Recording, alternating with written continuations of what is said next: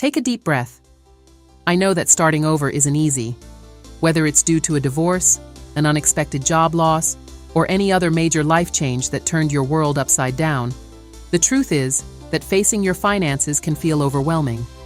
But avoiding reality will only make things harder. The first step to rebuilding your finances is to face your situation head-on. So, let's do this. Grab a notebook, a notes app, or anything that helps you visualize your current financial situation. How much money is coming in each month? What are your fixed expenses? Rent, bills, groceries?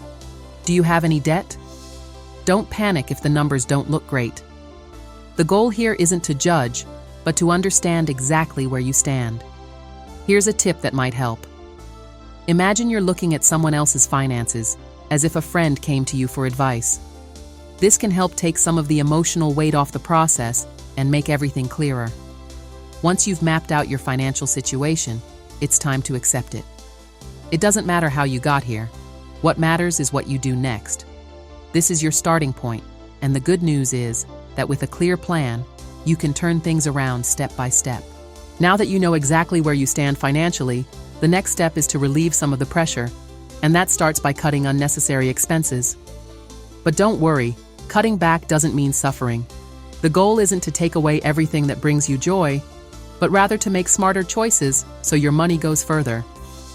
So, how do you do this without feeling like you're sacrificing your quality of life? Start by looking at the 3 biggest budget drains: food, housing, and subscriptions fixed expenses. First, food. Ordering delivery 3 times a week might seem harmless, but when you add it up at the end of the month, the total can be surprising. If cooking more at home is an option, you could save hundreds of dollars per month without making major sacrifices. Next, housing. If your rent is taking up more than 40% of your income, it might be time to reconsider. It could be worth looking for a more affordable place, or even splitting costs temporarily.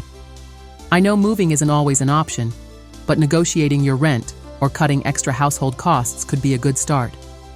And then, there are subscriptions and automatic expenses.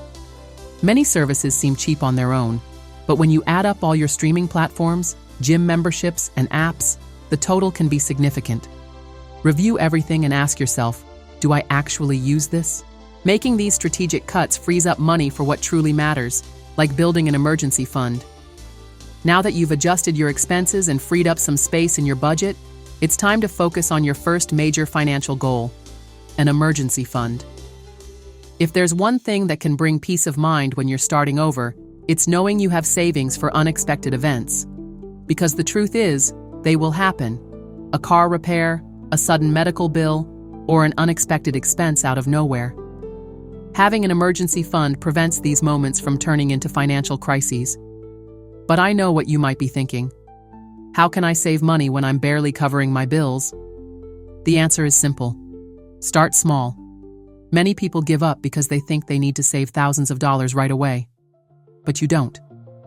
If you can save just $10 a week, that's already a start. The important thing isn't the amount, it's the consistency. Once you get used to setting aside a little each week or month, it becomes a habit, and over time, your fund will grow. A great starting goal is to save 1 month's worth of basic expenses. Then, aim for 3 months, 6 months. But it all starts with that first deposit. Another tip: automate it. Set up an automatic transfer, even if it's just a small amount. When money is moved without you having to think about it, your chances of success go up a lot. Cutting expenses helps. Having an emergency fund brings security.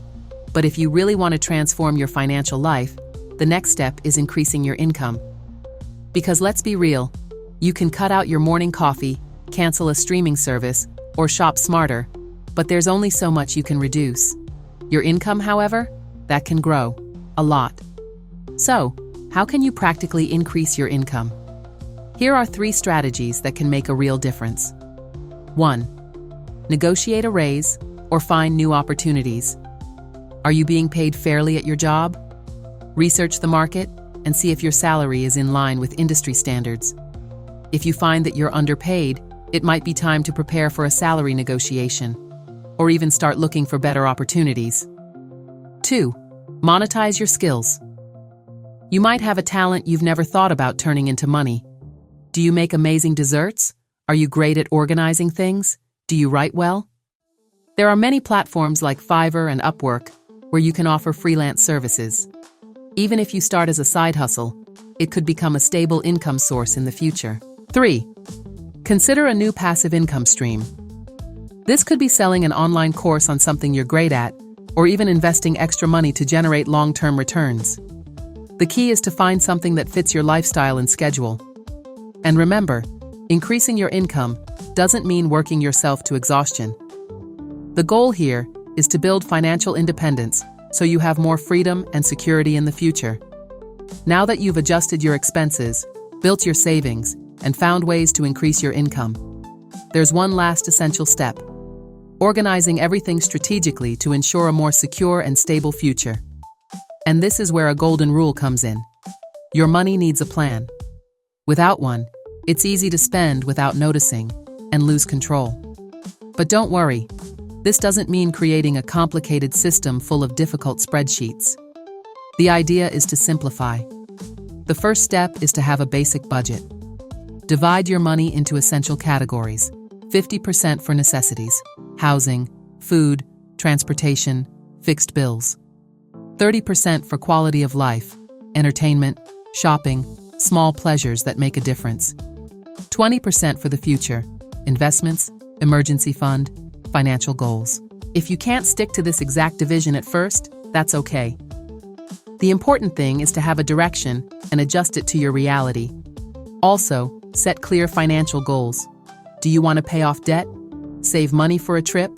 Build a fund to buy a house? Write down your goals and set realistic deadlines. This helps keep you focused and motivated. Finally, automate as much as possible. Set up automatic payments for your fixed bills and scheduled transfers for your savings. This way, you ensure that essentials are covered before spending on other things. If you've made it this far, you've already taken a huge step toward transforming your financial life. Now you have a clear roadmap to restart with more security and control over your money. Let's recap the 5 steps. 1. Face your financial reality without fear and understand exactly where you stand. 2. Cut strategic expenses without giving up what truly matters. 3. Build an emergency fund, starting with small amounts. 4. Increase your income by exploring new opportunities and skills. 5.